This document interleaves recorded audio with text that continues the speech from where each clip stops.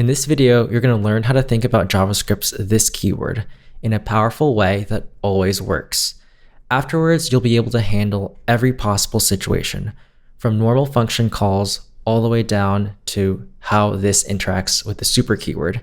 And at the end, I also have a bonus section on how to think about this in built-in functions. Before we start, I want to briefly introduce the system so you have an idea of how this works before we go into code. First, we want to rule out any special cases, and luckily they're really easy to identify. So if we have one of these really specific things, bind, call, apply, the new keyword, arrow functions, or we're calling a method on super, then we can handle them accordingly. If we've ruled out the special cases, we can examine what I'm calling the common case. And here, it really is just two questions we have to answer to get a correct result. And so that's it. That's the entire system. As you can see, conceptually, it's really, really simple, but there's a lot of nuance and skill in being able to apply it correctly in any given situation. As you study this video, your attention should be on process, how I'm using the system to figure out each example, not the examples themselves. Also, the video is quite dense, so take your time and pause whenever you need to. The goal of these examples is to travel down every path in the flowchart at least one time, so you get a sense of how all the cases work. Before we do that though, I want to make sure we're clear about two definitions so you can answer the two questions in the common case.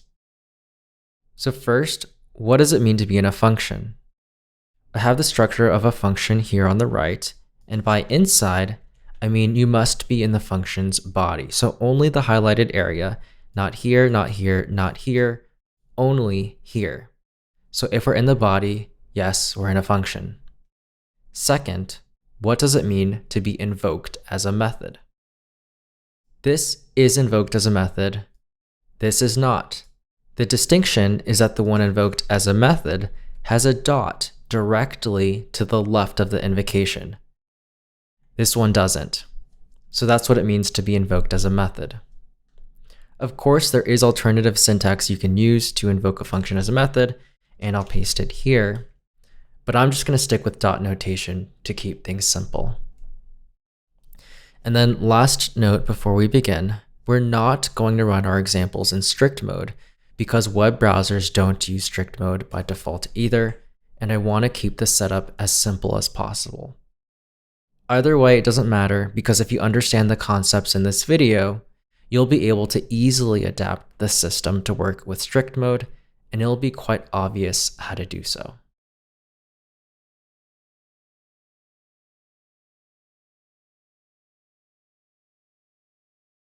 So here's our first example, console log this.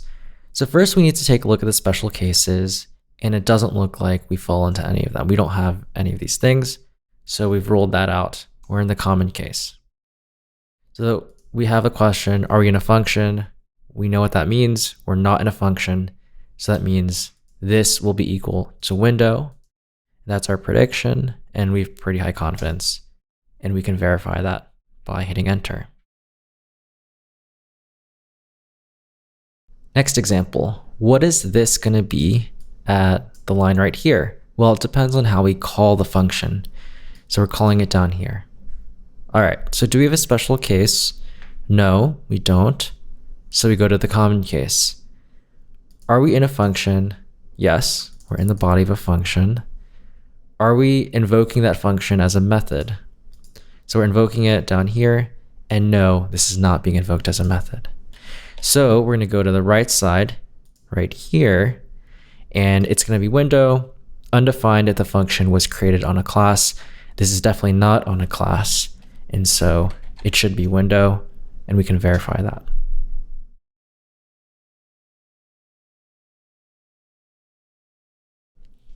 In this example, we have a simple class with a static method, and it logs this to the console, and then we're calling it right here. So do we have a special case? No, we don't. Let's go to the common case. Are we in a function? Yes, we're in the body of a function. Are we invoking it as a method? Yes, we are. We have the dot right here. So this will be whatever's to the left of the dot, which is my class. And here you're starting to see how useful the system is. A lot of students will get confused by all the random crap that's happening here. For example, people will worry about the static keyword. They'll worry about all sorts of stuff that is completely irrelevant to what this is equal to. So the system allows you to focus just on what matters and kind of simplify things that seem very complex.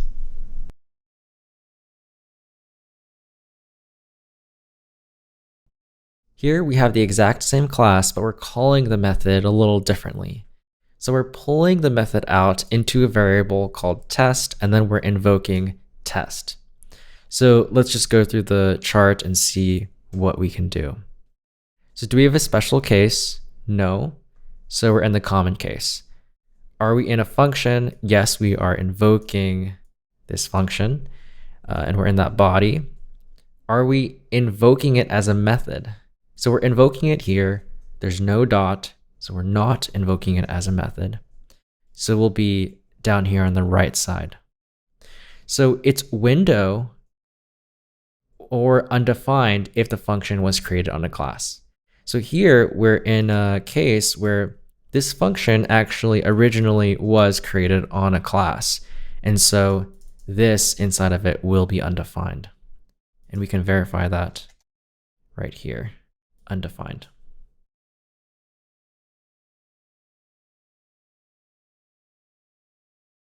So similar question, what will get logged to the console here? Before we answer that though, we need to figure out where this function is actually invoked. So the function that contains this line, where are we invoking it? It's not obvious at first glance. So we have an outer function.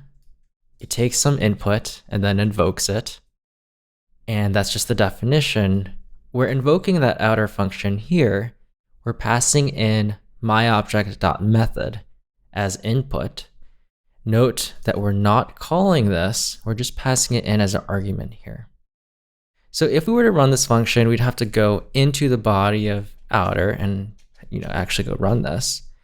And when you call outer in the way we have in the last line, what's happening is the input parameter is being set to the argument. So the argument is myObject.method. So that's what's happening in the background. And so then in the single line function, we actually invoke input, but we know input is equal to this function up here. So the question of where is this function actually invoked? It's invoked here.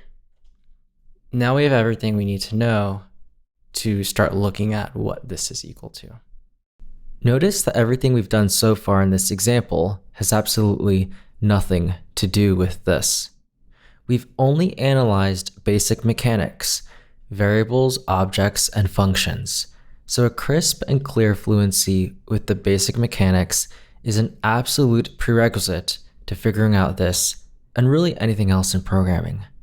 I felt compelled to add this note because too often people think they're confused about this or some other complicated issue when the real problem might be actually much deeper and more fundamental. So if we go to our flowchart, do we have a special case? No, we don't. Let's go to the common case. Are we in a function? Yes, we're certainly in a function. Are we invoking it as a method? This is why it took so much effort to figure out where we were actually invoking the function. And you can see that we are not invoking it as a method. There's no dot to the left. There's no object to the left. So no is the answer to this question. So then we get to the bottom right, and we know that we're going to print out window to the console. And so we can quickly verify that. You might be wondering, wait, wasn't that a callback function? And the answer is yes. I could have said myObject.method is passed into outer as a callback function, but I didn't because it doesn't add anything to the analysis. If you want to know what this is inside of a function, you just need to see how it's invoked. There's nothing special about callback functions. If there were, I'd have to incorporate them into the flowchart, but I didn't because it just doesn't matter. A common problem is that many instructors introduce callback functions within the context of built-in functions. This makes things really confusing because you can't easily see the source code for built-in functions. And so if you pass a function into a built-in function, you can't see how your function is invoked, which is the key to understanding this.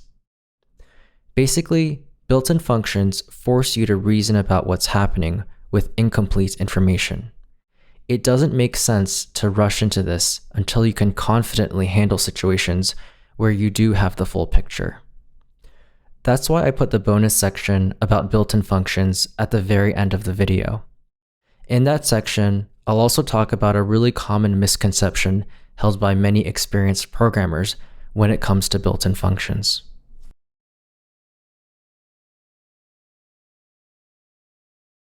Right off the bat, in this example, you can tell that we're dealing with a special case, the one of bind, call, and apply. And when you're dealing with this case, it's up to you. You decide what this value will be, and that's what we've done here.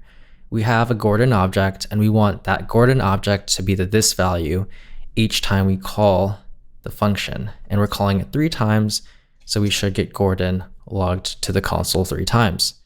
Now, there are more specifics about bind, call, and apply.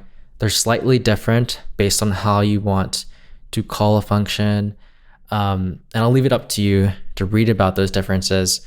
But the important thing that I'm trying to highlight is these are functions that you can use to explicitly control the this value of a function.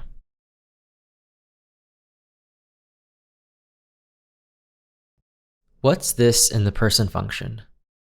First, we have to find out where it's invoked. And it's invoked here with the new keyword. So that means we fall into the new special case. The new special case says that this will be a new empty object. So when you invoke a function with new, in the background, JavaScript will set this to a new empty object. If you want, you can attach properties to the object, and then in the background, JavaScript will automatically return this. So let's hit enter and inspect the return value, and we can see it's an object with one property name, and that property comes from the highlighted line. If we didn't have this line, it would be an empty object, just like the flowchart says.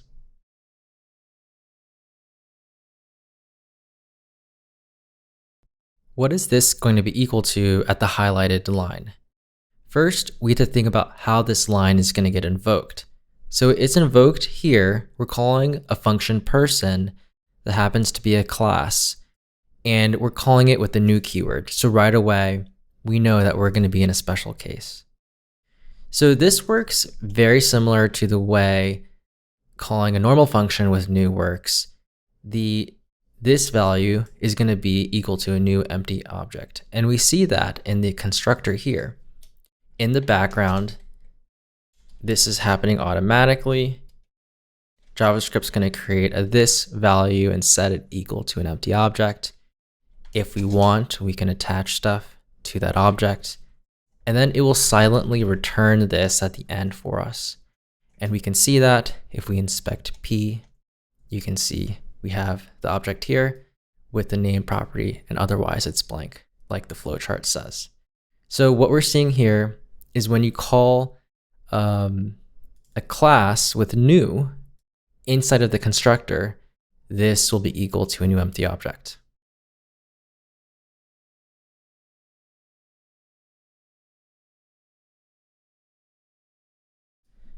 This highlighted line adds a this outside property to newly created instances of the class. But what will this be equal to here? First, we need to ask where the code is invoked. And if we look down, we can see that test is invoked with new. So from the flowchart, we already have our answer. This will be equal to the new empty object. Finally, if we run this code, we can see that this comparison is true. What does this mean? Well, t.thisOutside is this outside the constructor, and then t is this inside of the constructor. So when you invoke a class with new, this inside and outside the constructor, so all of this area, is going to refer to the same new empty object.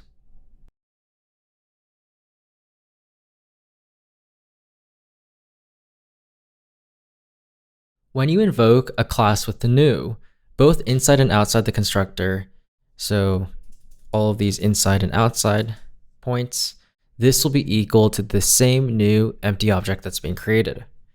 This is also true of any parent classes that must also be invoked via a call to super that you can see highlighted here. So since child invokes its parent class parent via the super function call, here, here, and also here and here, this will be the newly created empty object. It's important not to confuse calling super as a function directly with calling a method on super, which is a different special case. So those are two different things. They sound very similar, they look similar, but make sure that you notice the distinction. Calling super as a function directly versus accessing a method on super, different things.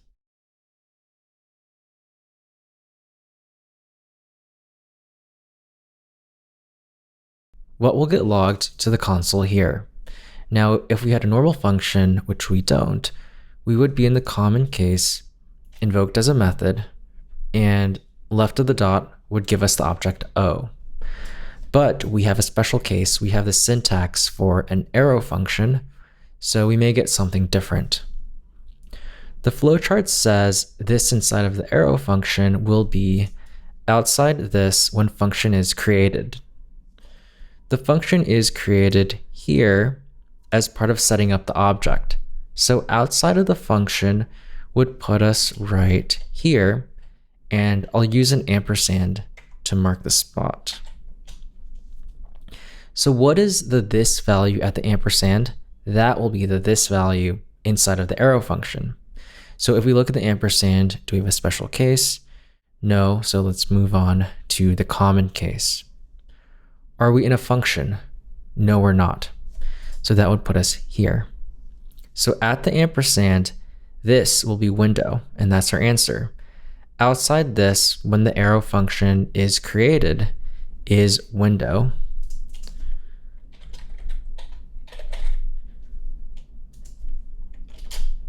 And we can see that's the case.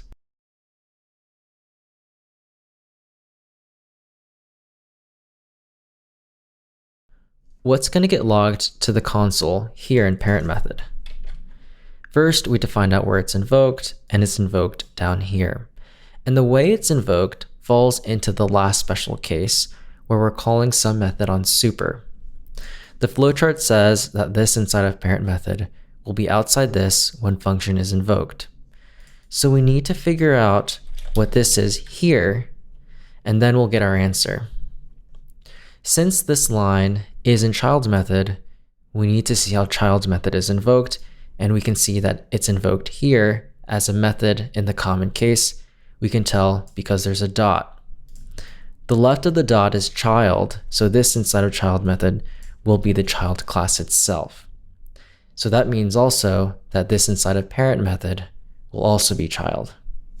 If we hit enter, we can see that that's true.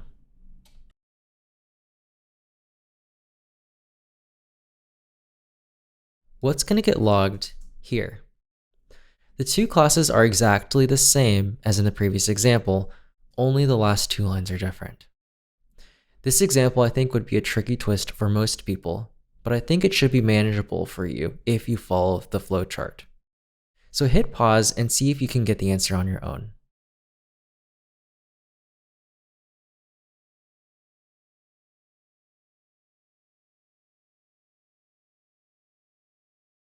Okay, just as before, parent method is invoked here, and the way it's invoked falls into the last special case where we're calling a method on super.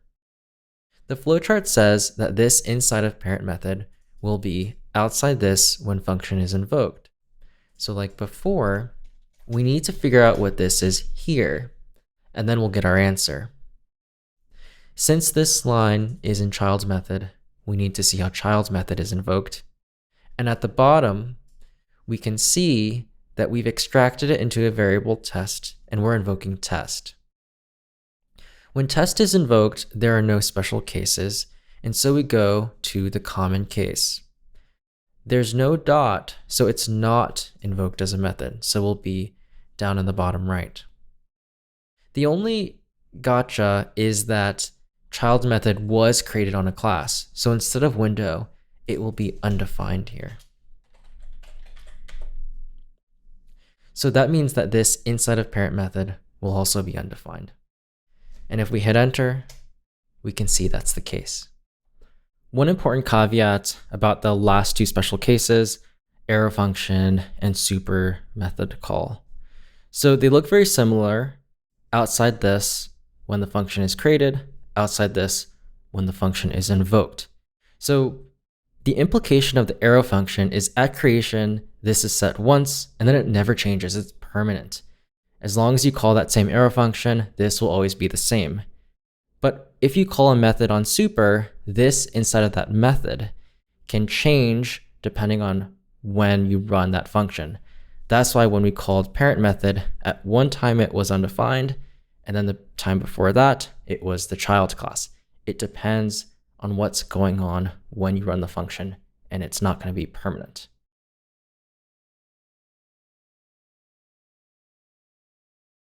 We already talked about what happens if you pass a function into another function, and we saw that in the common case example 5 of 5.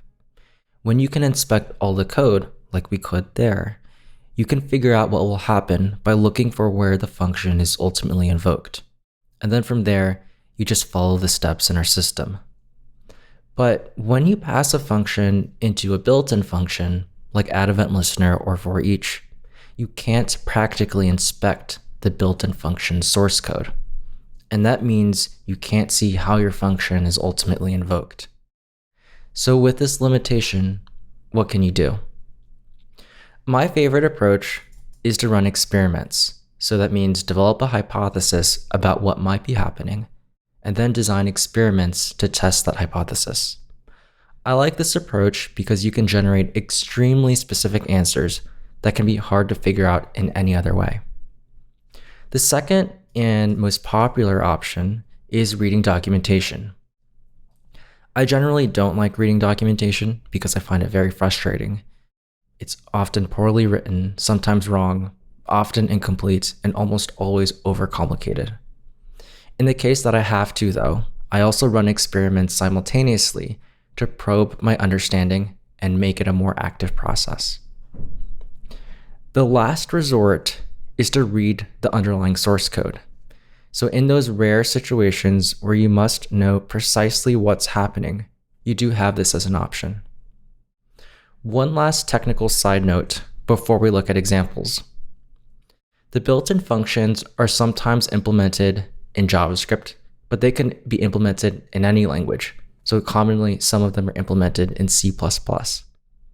So when you pass a function into a built-in function, if the built-in function is not written in JavaScript, it won't be able to literally invoke your function using one of the JavaScript cases in our flowchart.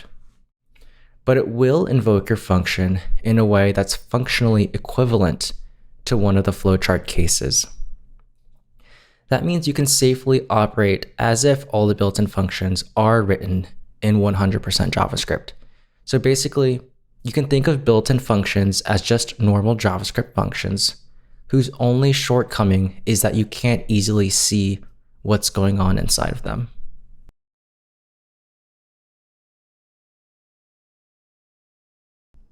In this example, I want to figure out how addEventListener works just by running experiments without reading any documentation. So we make a button, we add it to the page, and then each time we click, we log this to the console. So the problem here is that some code kicked off by addEventListener will invoke our anonymous function, but we can't see how because addEventListener is a built-in function. So the next best thing is to see what it does and then try to reason about what might be happening. So let's run the code. And if you look at the top left, now we have our button. And if we click, we can see that this is B, the button itself. From here, we can use our system to think about what might be happening. So let's open up the flowchart. We're not in a class, not in an arrow function, and not in a constructor. So we can rule these out. We can't rule this out because addEventListener could set this to B using bind, call, or apply. Let's move on to the common case. This is not applicable because we are in a function. And then this is not possible because B is not window or undefined. Finally, left of the dot could happen, but it's very unlikely from a design perspective because it would require that the anonymous function is accessible as a property on B. This would be fine if you have just one event listener, but an element can have many, so it could get really, really messy. So this scenario would be very unlikely. So that leaves just one plausible option, which is that addEventListener is explicitly setting this to B using bind, call, or apply. I have to point out a common misconception that a lot of people have when it comes to addEventListener. They make the mistake of assuming that this inside of the anonymous function is B because B is to the left of the dot. This reasoning is wrong. addEventListener is invoked as a method, so it is true, assuming no special cases, that this inside of addEventListener will be equal to B. But that says nothing about the anonymous function. In order to think about this in the anonymous function, you still have to see how it's invoked like every function we've ever looked at, and you cannot tell by looking at the code here. So be careful, it's really easy to make these subtle mistakes. In the course of doing research for this video, I saw several popular tutorial authors make this exact error. I think it's one thing to see beginners do it, but it's another to see teachers spreading this flawed thinking. Some might say, what's the harm? Because you can make this error and still get the right answer in this case, and that's true. But the problem is that if you apply this flawed reasoning in other situations, you will be wrong a lot.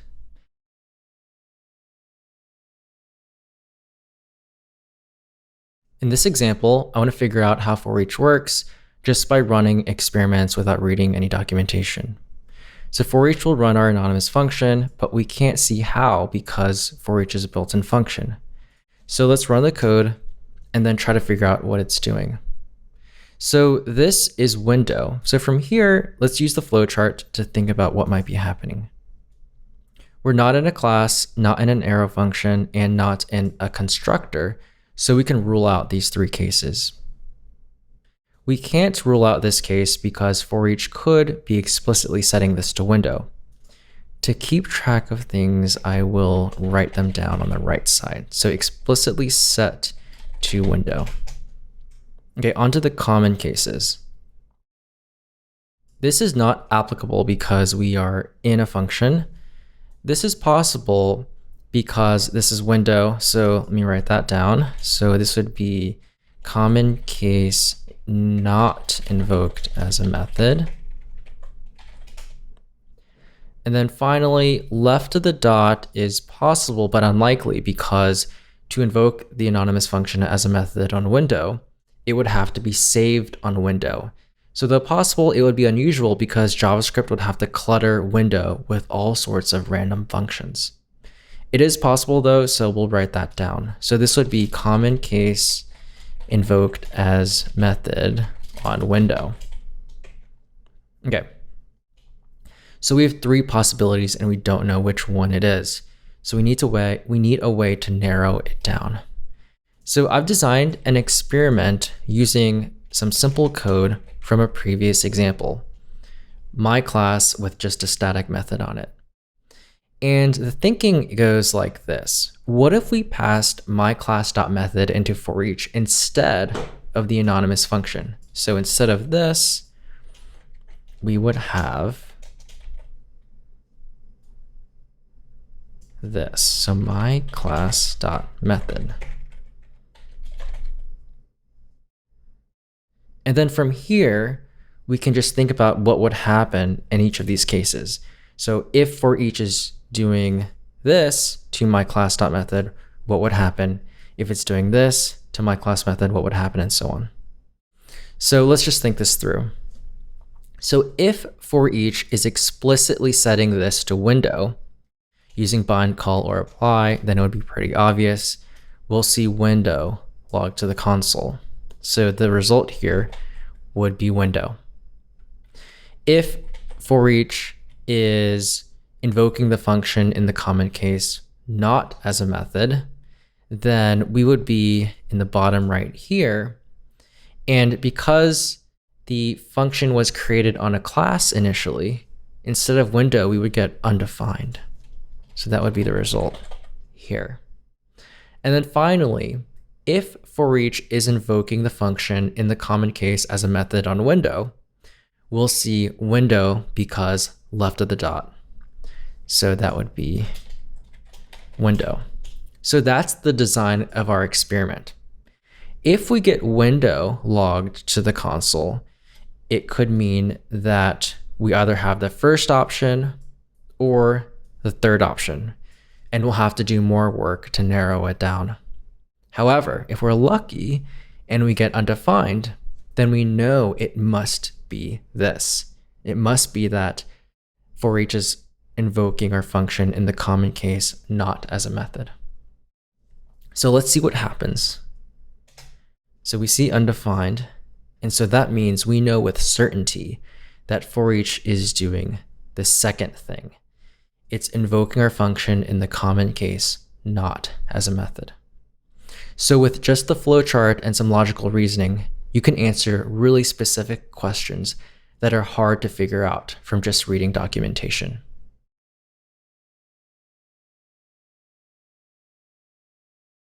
Each time you see a piece of code, I want you to ask yourself, what is this equal to? And if you do that enough times, eventually you should be able to get it right every single time. Now, if you do make a mistake, that's okay, as long as you take that as an opportunity to figure out what went wrong so that you can avoid making that mistake again. That's the whole point of this type of deliberate practice.